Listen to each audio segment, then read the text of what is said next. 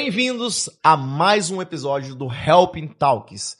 O episódio de número 7 trouxe aqui, hoje, um time de peso e um time que faz a diferença dentro da nossa operação. Hoje eu vou apresentar Amsterdã, fica à vontade, se apresente aí para o nosso público. É sempre um prazer, né, estar participando de um episódio tão construtivo ali para o mercado corporativo. Eu me chamo Amsterdã, eu sou formado em engenharia, sou especialista econômico e especialista no mercado de fusões e aquisições. E hoje eu venho aqui dividir um pouco com vocês sobre o cenário, né, sobre alguns fatores importantes ali para o meu empresarial. Perfeito. Slene? Olá, gente, é um prazer estar aqui com vocês. Eu me chamo Slene Neri, sou administradora de empresas, também tenho RH, especialista no mercado de fusões e aquisições pela FGV e é um prazer estar aqui com vocês. Opa, bem-vindo. Késia? Olá, gente, é um prazer estar aqui com vocês novamente. Mais um episódio do Helping Talks. Eu sou a Késia Richellen, sou executiva sênior da Helping Hand, sou formada pela FGV em fusões e dual diligence e vamos aí ter uma troca muito boa hoje. Perfeito. Então vocês já entenderam que o nível do pessoal aqui é um nível excelente. Gente, vamos lá. Hoje eu quero falar sobre a cultura empresarial, tá? E o impacto no valuation da empresa. E eu quero começar aqui com Amsterdã.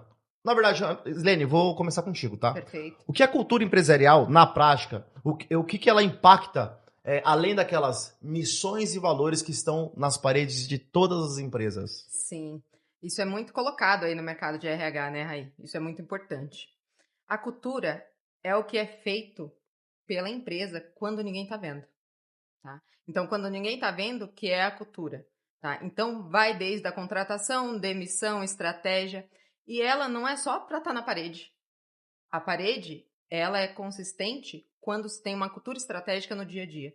Então, tem que ser construído isso com o time. E mesmo na ausência do dono, ela precisa continuar, independente dele estar lá ou não. Porque hoje, obviamente, a gente tem a leitura que hoje a Help Hand tem uma cultura muito forte, uma Demais. cultura que é aderente, né? A gente tem ali os nossos executivos e todo mundo é aderente às nossas estratégias, às nossas mudanças de posicionamento e diariamente, se o time não estiver engajado, o time não tiver o celery no mesmo propósito, além daquilo que está escrito nas paredes, porque muitas vezes quando a gente presta essas consultorias, esses processos, esses programas que temos lá, esses serviços que oferecemos para empresários e empresas, a gente percebe que muitas vezes está escrito na parede a questão de cultura, está escrito na parede as questões da missão, e quando a gente entende ali com o executivo, o vendedor, o comercial, o marketing, está divergente daquilo que está escrito na parede. E já é uma contradição, né? E isso traz impacto em tudo. Exemplo, primeiro impacto. Primeiro impacto é uma cultura que não é clara, é uma cultura que dá dualidade. Tem muitas culturas dentro de uma empresa. Isso acontece o quê? Acarreta em receita, o faturamento da empresa, propósito dos colaboradores, missão, vamos para o mesmo lugar? E eu percebo hoje que a gente executa uma cultura muito forte na nossa operação.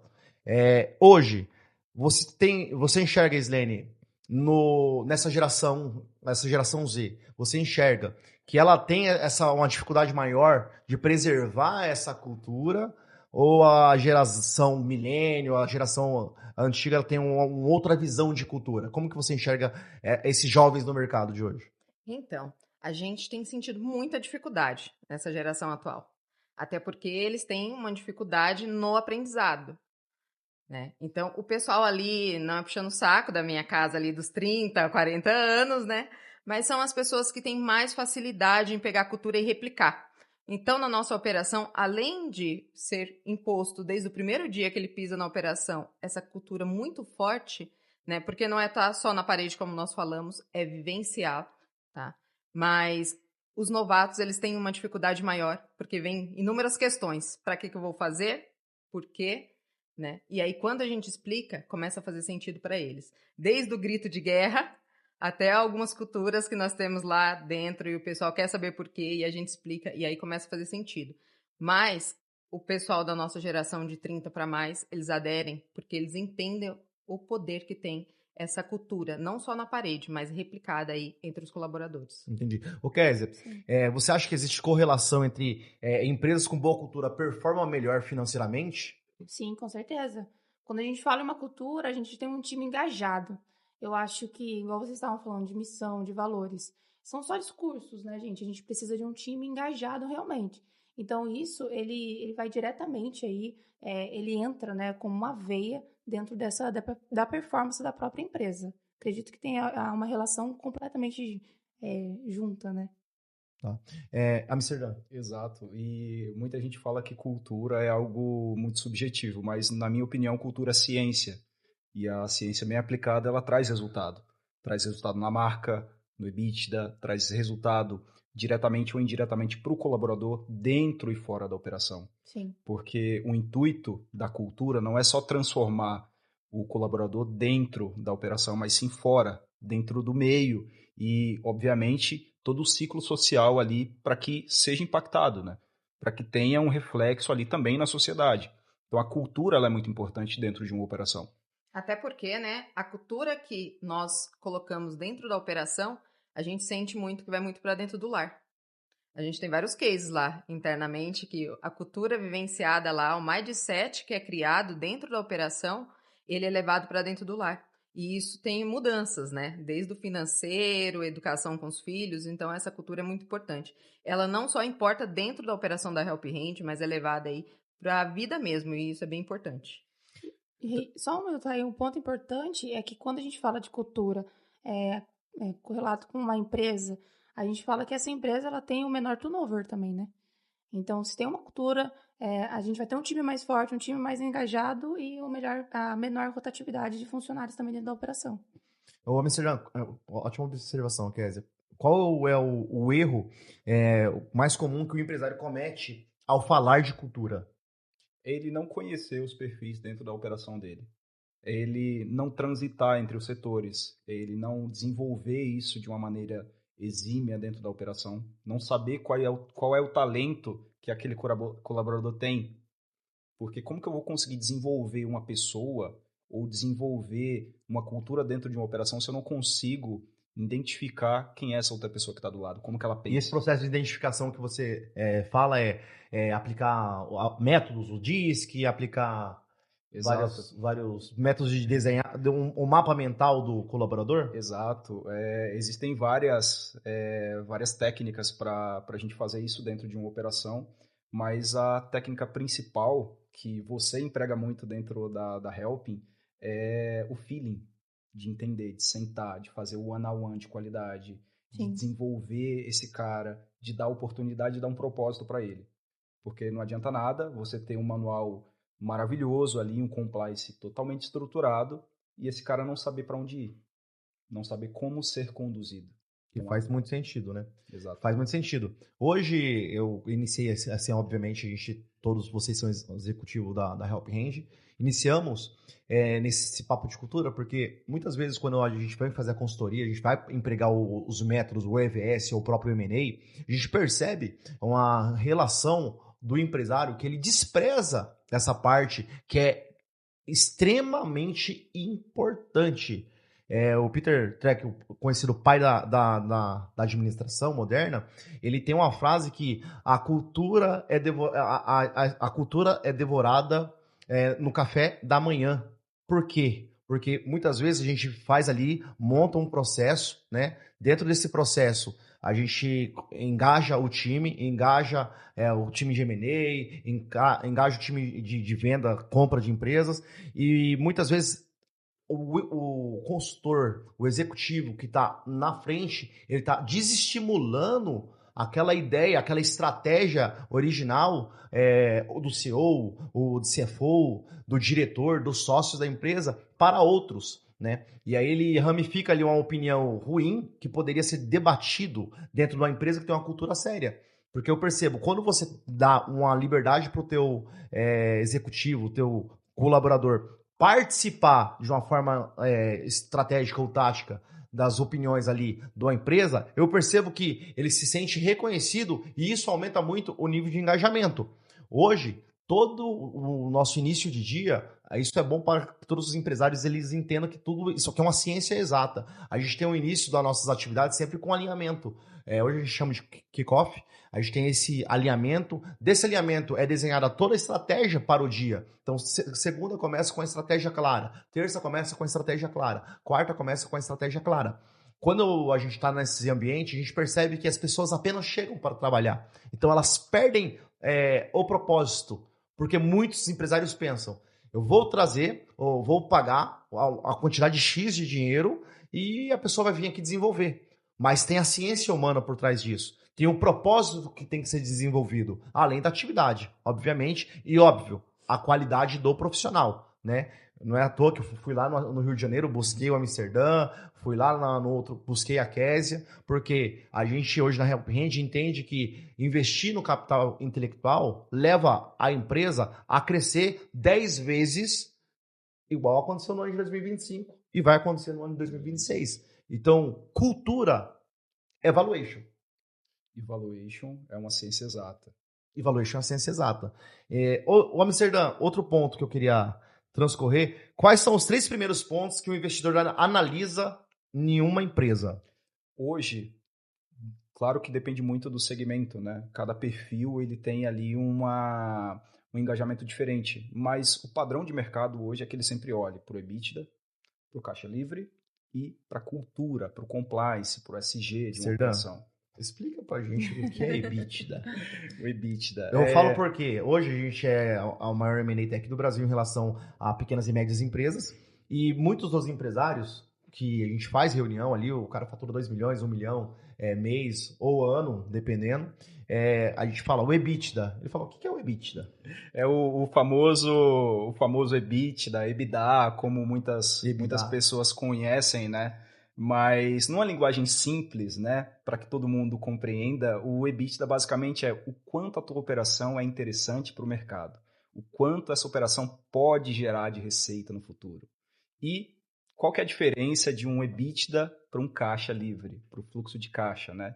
O fluxo de caixa é basicamente o quanto de futuro você consegue comprar para a tua empresa, quanto de futuro a tua empresa tem.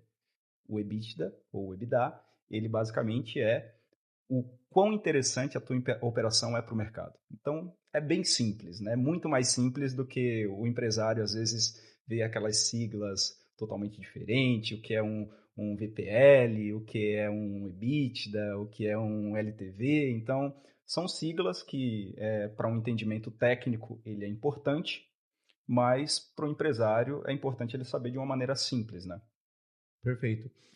Quais os fatores, normalmente, aqui eu vou falar de outro, que reduz os múltiplos? Hoje, o grande fato, né, é a má administração. Sim. Independente do segmento, independente da empresa, independente da cultura que ele tem, ele pode ter uma cultura maravilhosa. O funcionário ele pode se sentir totalmente reconhecido, ter todos os indicadores ali metrificados, mas se não tem uma boa administração hoje, esse é o principal ponto. A dependência do sócio. Hoje, quando o empresário ele pensa em vender, ou pensa em captar um recurso, ou pensa em expandir, ele está totalmente preso a um processo que ele não consegue replicar. E aí a gente vai no outro ponto, da cultura. Como que eu replico um processo? Como que eu replico um projeto? Como que eu engajo o colaborador? Então, no meu ponto, né, de toda a experiência de mercado, eu venho do agro, venho de outros segmentos também, sempre a má administração é o que vai impactar diretamente no EBITDA. Porque a má administração ela reflete em tudo, em caixa, em cultura, em processos e, obviamente, nas pessoas, que é o bem mais precioso e o ativo mais importante em uma operação. Perfeito. Separei uma pergunta aqui para Késia. Késia, cultura forte nasce do fundador ou pode ser construída estrategicamente? Olha, a cultura forte, ela não está ali intrínseca no RH, né? O RH não é responsável por colocar uma cultura forte. Mas quem é responsável aí por essa cultura, eu acredito que seja os líderes, né? Porque ele que vai levar o time, ele que vai engajar esse time dentro do mercado. Então não adianta o RH propor ali diversas questões para dentro da operação, sendo que ele não vive a operação em si. Então só pode trazer uma cultura forte mesmo quem realmente é o líder ali daquela empresa, o líder daquele setor no momento. Porque se você tem um líder forte, a gente vai ter uma cultura forte. E até uma coisa que a minha equipe na Help India, ela fala, né? Kézia, você não é mãe de ninguém, você é líder. Porque a gente precisa entender que eles são pessoas autônomas, todo mundo tem ali os seus propósitos fora daquilo, e quando eles são inseridos dentro de uma cultura forte, eles têm um senso de pertencimento naquilo, e eles realmente conseguem ter uma alta produtividade em tudo. Mas para eles ter tudo isso, eles precisam ter uma cultura forte que vem de cima, vem do nosso líder. Perfeito. Slene, do fundador ou de forma estratégica, a cultura? Então, o fundador, ele vai dar o tom, Raí. Mas a forma estratégica que é colocado na operação faz toda a diferença. E eu concordo com a Kézia. O RH, ele pode até ponderar algumas questões de cultura, né? Mas não é o RH que vai impor.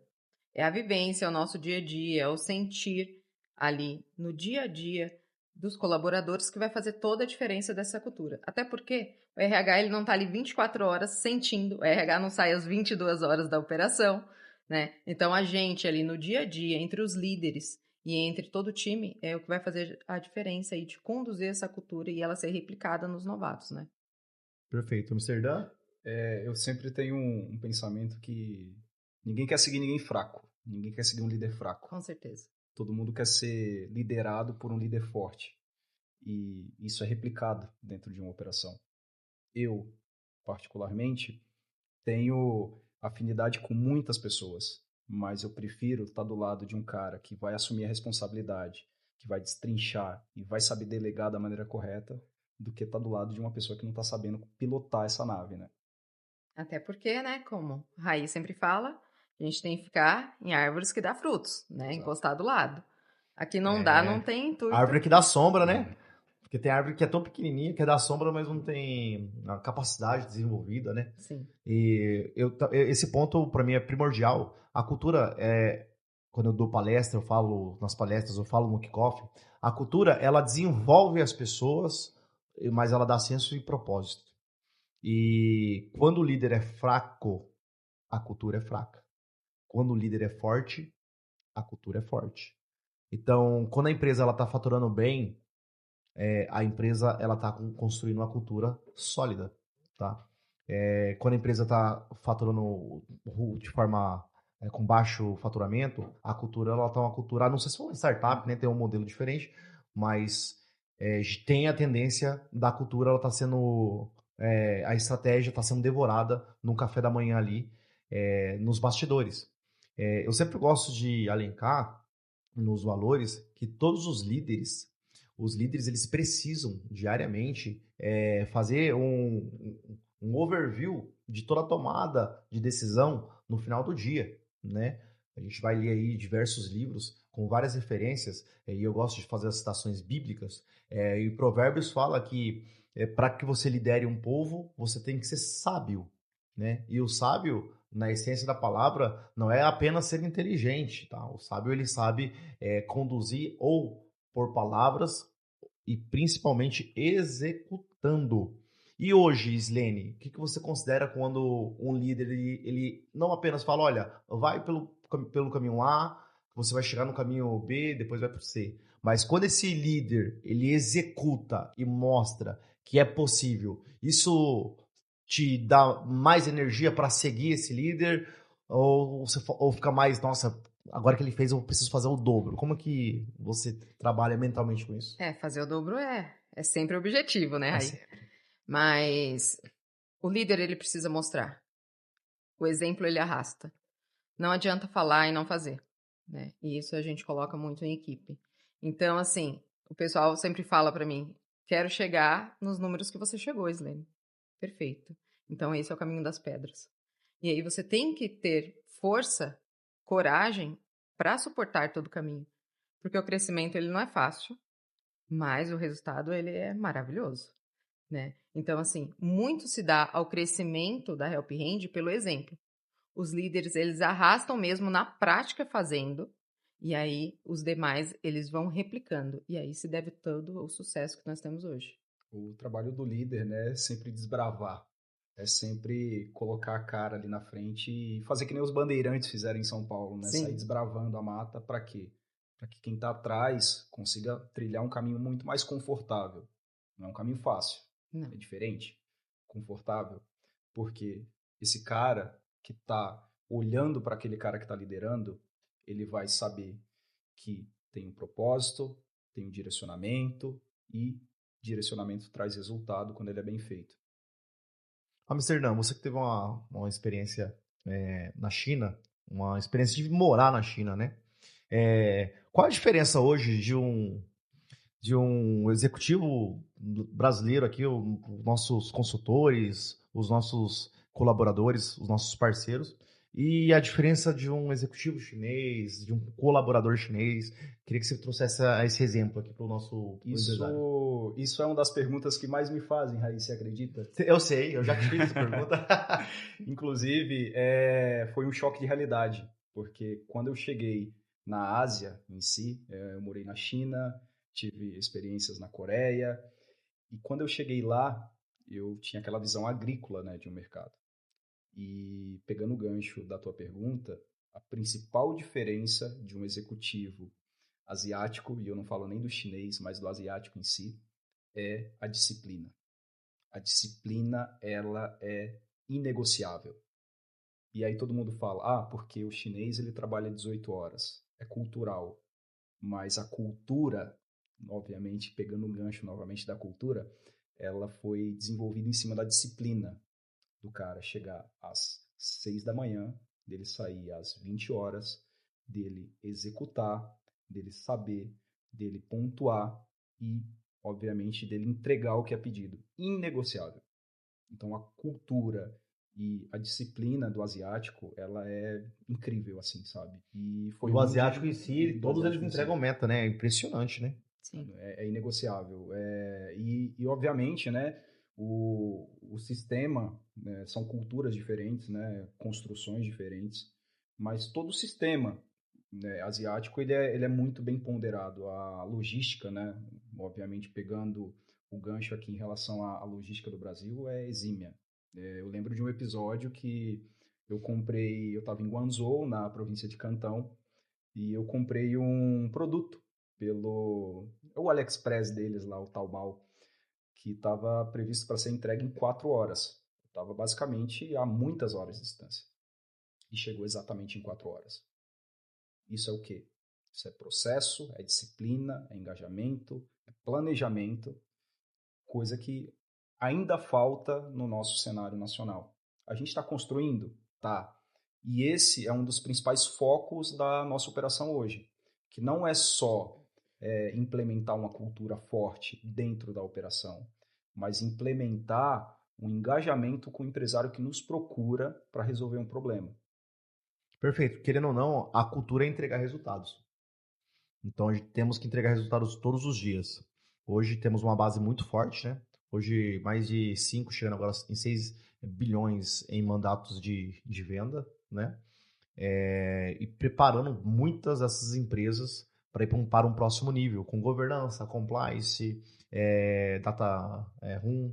Então, assim, querendo ou não, hoje a operação, ela é uma operação que ela entrega muitos resultados e haja vista que culturalmente a gente entende isso e estamos levando nesse prisma, porque hoje os nossos executivos, a gente vai nas viagens ou estamos no escritório ali, a gente chega e não sabe que hora sai, porque a gente entrega sempre mais, porque é muita responsabilidade, né? Com grandes poderes vem grandes responsabilidades, já dizia Spider-Man, né? E querendo ou não, é real. Então, todas as vezes que eu aperto a mão de um novo cliente da Help Hand, eu faço uma aliança com ele ali, dentro do propósito, o serviço que ele escolheu ou solicitou, né? É uma aliança que a gente tem que entregar um resultado.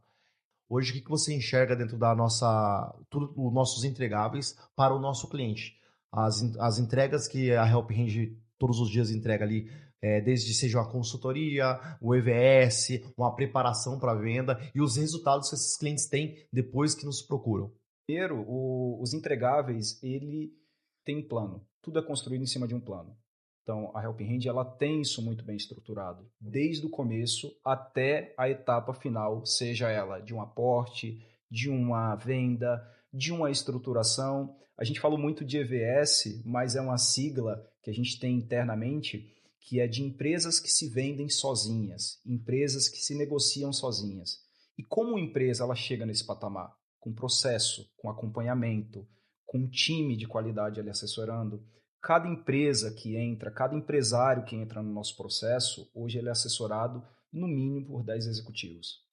Economistas, administradores, a parte jurídica, porque não é só olhar para o que o empresário está nos mostrando, mas a segurança disso ser feito com sigilo, com toda a credibilidade que o mercado exige e, acima de tudo, né, para a gente conseguir chegar nesse objetivo em comum, né, Raí? Exatamente. Amsterdã, uma pergunta. Os investidores, geralmente, eles fazem a due diligência comportamental da empresa? Sim, sim. Principalmente em empresas que prestam serviços. Por quê? Qual que é o ativo mais precioso de uma empresa de serviços aí? As pessoas. Então, como que eu metrifico o engajamento, como que eu metrifico o quão valor o time comercial, a carteira e tudo isso entrega? Através de uma diligência. A diligência não é só matemática, não é só papel. A diligência também é comportamental. A diligência também é cultural. Nenhum investidor aí ele vai querer aportar capital, tempo, porque o recurso ele não é só dinheiro, é tempo. E perder esse tempo, que é o ativo mais precioso da humanidade, em uma operação que ele não sabe se vai sobreviver mais um ano. Se ele perde todos os colaboradores, se tem um colaborador que não está engajado com a cultura, o que isso acontece? Não performa. E a questão do turnover também, alto, Exato. Você perde valor no valuation. Porque, então, assim, querendo ou não, é muito preciso a gente estar bem estabilizado dentro das bases de uma operação, ter uma propagação da mesma língua, porque se tiver um turnover muito alto, uma troca recorrente, de forma muito acelerada de colaboradores, parceiros, indica ali que a empresa talvez não está com uma cultura tão clara, cristalina, e o interesse do investidor, ele despenca. Por quê? Hoje, no mercado, as empresas, cerca de 70%, 80% aí dos negócios do M&A, eles não acontecem por uma questão muito estratégica. Por isso que eu trouxe o tema cultura hoje. Sinergia. Então, a empresa ela é interessante na questão de fluxo de números, caixa, né? de números, o EBITDA, os múltiplos, mas aí vamos fazer a compra, a aquisição da empresa, e aí a questão de sinergia entre os que estão e os que vão chegar, dá aquele famoso pepino. E termina de... não avança. Exatamente, Não, né? É o não mesmo avança. caso de um empresário que tem uma carteira de clientes muito enxuta, né? Imagina, se todo o faturamento desse empresário está centralizado em um cliente. 70%, exemplo. Então, o que acontece se ele perde esse cliente? Exatamente. Quebra. A mesma coisa é uma cultura de uma empresa. Um time que ele não está falando a mesma língua, que ele não está engajado, que ele não replica processo, o que isso torna? Uma empresa muito sensível para uma negociação. O problema não é achar o investidor, o problema não é achar o comprador, não é fazer esse cara tirar o recurso, é fazer ele ter a confiança de que esse recurso que ele construiu ali com tempo de vida, né, e de toda a experiência que ele traz ali do mercado para essa operação que ele não sabe se vai ter futuro ou não. Então, isso é primordial dentro de uma operação. Até porque, né, as pessoas certas, os processos claros, eles ficam muito mais tranquilos na hora da diligência, né? Tá, porque muito que se pergunta, o que é a due diligence? É uma auditoria que é feita. E quando a casa ela está bagunçada, que muitas das vezes nos chegam assim, sem um DRE claro, sem contratos definidos, né? Muitas das vezes não sabem nem a margem líquida. Exato. E acontece muito isso, hein? Muito. O Diariamente. empresário, ele não sabe o E que aí, é um DRE. O mercado, ele não vai perder a oportunidade de pedir um descontinho ou até declinar esse momento dessa compra, porque a empresa está vulnerável. Tem uma frase que eu ultimamente tenho dito muito, inclusive para os empresários, tem muitas empresas querendo ser vendidas. Mas eu falo, você quer ser vendido ou comprado? que é Exatamente. totalmente diferente. Ser vendido, você aceita qualquer oferta, né? Agora, ser comprado é uma empresa preparada para ser adquirida. Então, quando você não quer vender um carro, exemplo, chega alguém querendo comprar o seu carro, você não quer vender ele. Você vai pedir a FIP e vai segurar um pouco acima da FIP. Agora, quando você quer vender o seu carro, o que acontece? Você aceita qualquer oferta. Você falou uma palavra primordial agora, Raí. Preparação. Nunca ninguém está preparado. Eu sempre gosto de fazer um gancho, né, com o processo de inventário. O herdeiro, ele tem todo o tempo do mundo para esperar esse inventário sair. Mas o empresário que quer comprar ou quer investir nessa operação, ele tem tempo para tu arrumar a casa? Então, a importância de uma assessoria profissional, de um processo profissional sendo conduzido dentro da tua operação, e a diligência ela não é para assustar o investidor, ela não é para te trazer medo, mas para te trazer os pontos que podem ser corrigidos durante um processo de negociação, para que isso fique mais simples, mais rápido, mais objetivo e, acima de tudo, mais confiável para quem está comprando e para você que está saindo. Porque há muitos respingos mesmo depois que o empresário sai da operação. E o empresário às vezes não pensa nisso. Ele pensa que é só achar o comprador ou só achar um investidor, fazer esse casamento, mas qual que é a origem do dinheiro? Qual que é a origem dessa pessoa? Essa pessoa está alinhada com a cultura? Essa pessoa vai entrar para somar ou vai entrar só na folha de pagamento no Prolabore? Então, é um ponto muito importante. Exatamente. Parafraseando aqui o Flávio Augusto, ele fala que para todas as empresas só existem 3 destinos, né? Ou ser herdada, ou ser vendida, ou quebrar. E geralmente quando a gente tem essa reflexão com os nossos clientes, eles falam, olha, eu não vi dessa perspectiva. Mas gente, a empresa só tem 3 destinos. Ou a gente tem a continuidade ali com os herdeiros, ou a gente consegue executar uma boa venda dessa empresa, ou essa empresa ela é fadada ali a falir, a quebrar, descontinuar. Acessão, sucessão ou quebra. Exatamente. E tem um ponto muito importante que hoje as empresas que são herdadas, 75% dessas empresas que são herdadas, ela acaba quebrando, né? Então, não é porque ela herdou, ela vai ter ali uma longevidade. Ainda. Exatamente. 75%. Até porque né? cai muito no tempo lá que estávamos falando no primeiro tópico aqui, que querendo ou não, né? geração. Então, geralmente recebemos os nossos clientes que os filhos, ele tem uma indústria e o filho quer abrir uma clínica. Ele cursou para outra coisa que não é o legado do pai, a construção do pai e não tem sucessor. Mas sabe por que isso, Raí? Eu ia te fazer essa pergunta de qual que é o propósito mais comum de um empresário nos procurar para vender uma operação. Porque não tem sucessão. Exatamente. E não é porque ele não tem um filho capacitado. É porque o filho vê o pai infartando na operação diariamente por conta de processos. Fica traumatizado. Traumatizado. Sim. Ninguém quer assumir uma operação Sim, a que ela está ausência fadada do ao pai, fracasso. Né? Só que ele herda essa operação, ele herda uma bomba relógio, e aí o que ele faz? Ele se desfaz de um legado de 40, 50, 70 anos. Sim. Isso é muito triste, porque eu tenho certeza que os filhos, talvez, eles tenham um engajamento ali com a empresa, até de coração.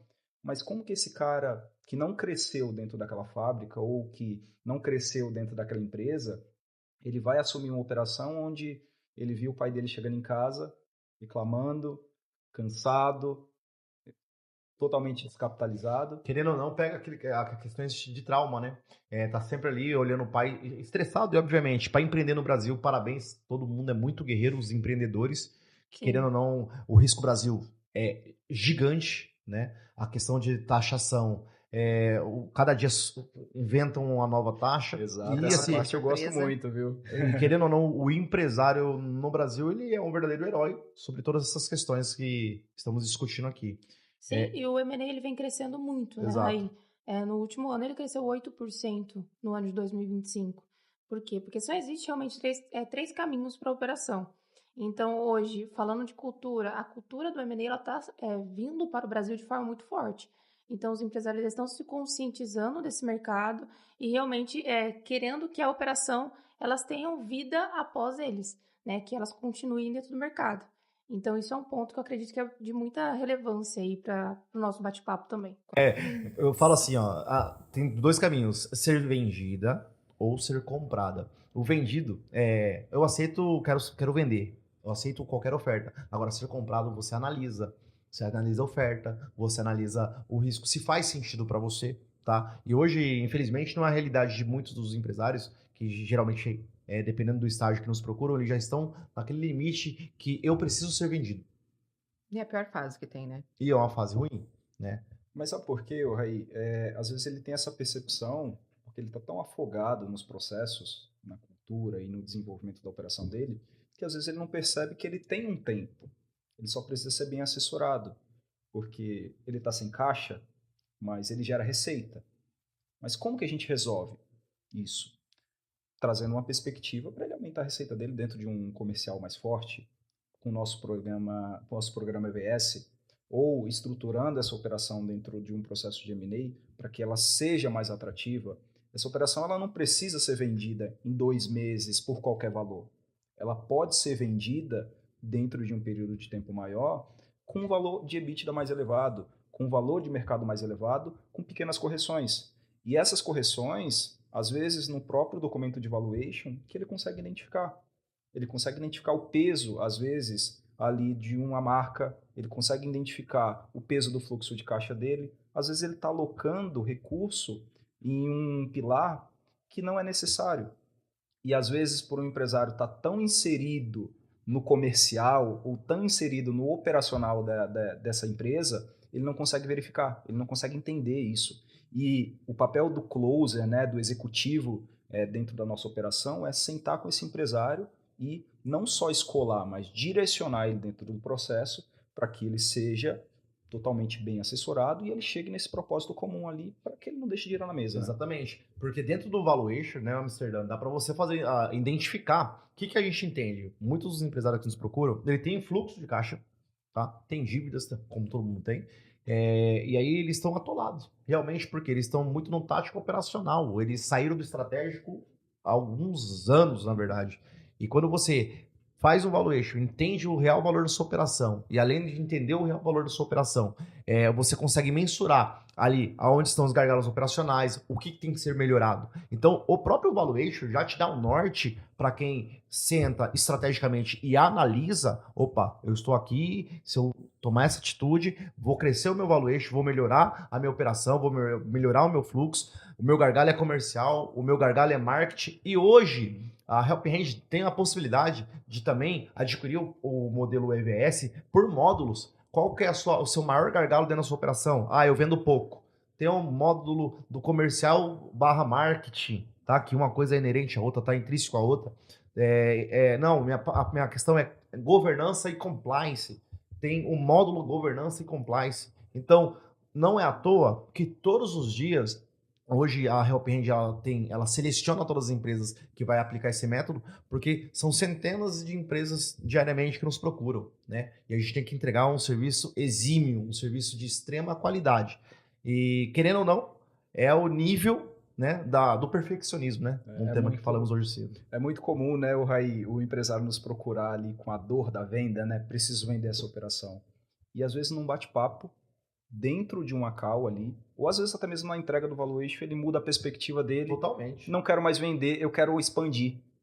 Eu quero alavancar o meu negócio. Eu não sabia que valia tanto. Ele chega com a perspectiva de valor, acho que minha empresa vale 2 milhões, a empresa vale 6, porque ele tem uma carteira de clientes muito forte, ele tem uma marca muito forte, ele tem uma geração de receita muito alta. Ele só não está deixando caixa, ele só não está deixando ali a última linha. Por quê? Uma administração, contratos antigos com fornecedores antigos, uma percepção que o cara que está dentro do operacional não consegue ver. Mas o executivo, que está ali alinhado para identificar esses pontos, ele vai direcionar. Então, nosso trabalho não é pegar só uma operação e direcionar ela para um fluxo de venda, mas direcionar ela para o caminho certo. Porque a Helping Hand ela surgiu exatamente por esse propósito. Antigamente, só as empresas que abriam capital na bolsa, as blue chips, né, que a gente chama, elas tinham uma assessoria ali exímia de qualidade. E qual foi o propósito da Helping Hand? Surgiu para viabilizar isso para o pequeno e médio. Exatamente. Por isso crescemos tanto, tanto e Exatamente. tanto. Outra coisa, gente.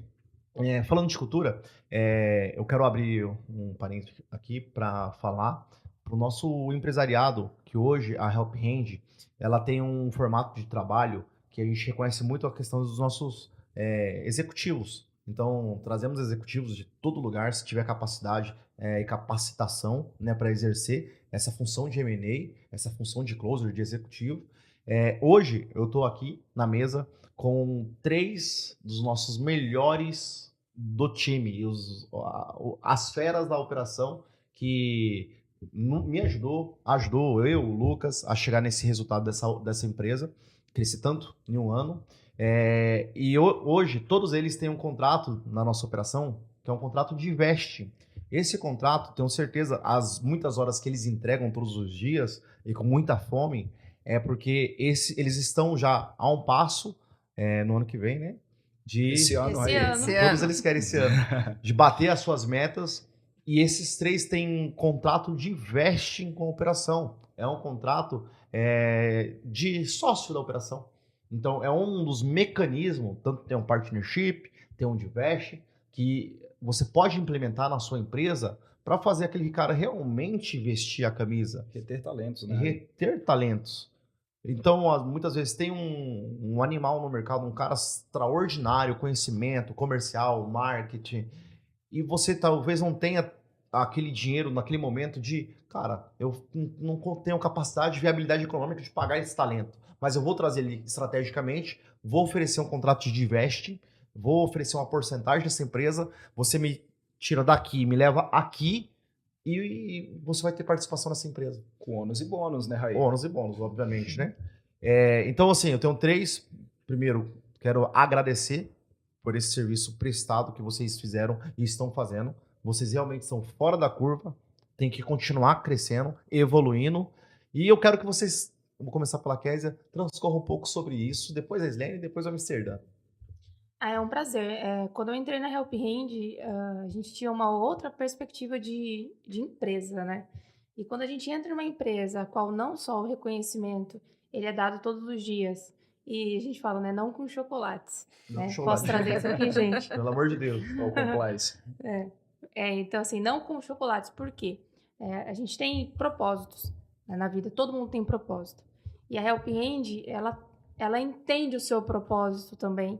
E não só a gente, como é um prazer trabalhar dentro da Help Hand, ver a construção da Help Hand nesses anos.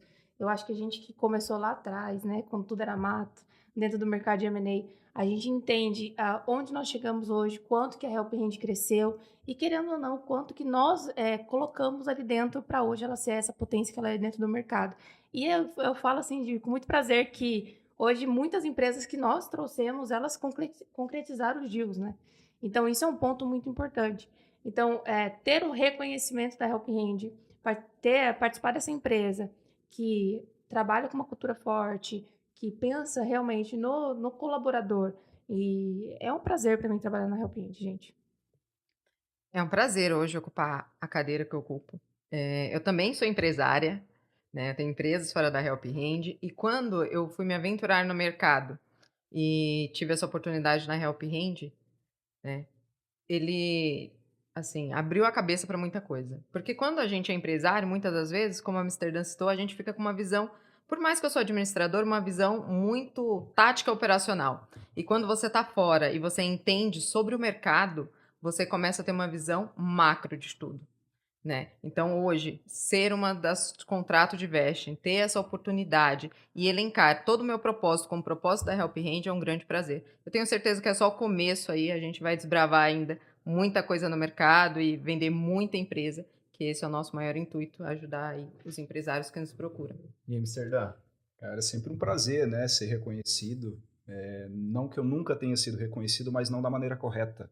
Porque eu já viajei muito, já passei por muitas empresas bilionárias, por incrível que pareça. Entreguei muitos projetos, fiz basicamente uma distorção do tempo em muitos fatores. Porém, eu nunca tinha uma fatia. Eu era recompensado com o que eu produzia, com um contrato ali, com um pré-definido. Mas quando eu cheguei na Helping, e me foi apresentado esse modelo de participação, eu falei, caramba, eu deveria ter feito isso há muito tempo atrás. Porque eu saí de muitas empresas realmente por falta de reconhecimento.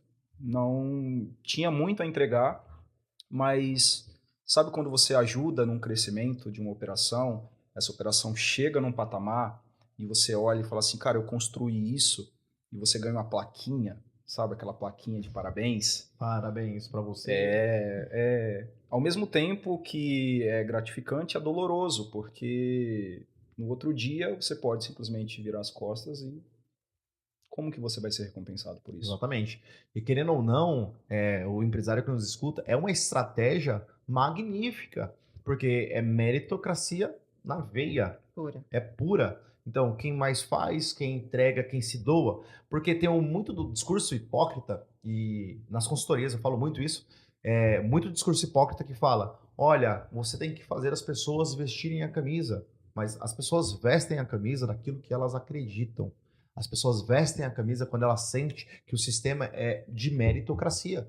Sem meritocracia, a gente não consegue fazer uma cultura forte. Essa é a visão. Então, a gente vai continuar rampando porque nós, na Help Hand, reconhecemos, sim, aquele que se emprega, aquele que se dedica e aquele que faz mais do que é pedido. Então, o segredo para todo mundo da operação. Quer crescer? Faz mais do que é pedido.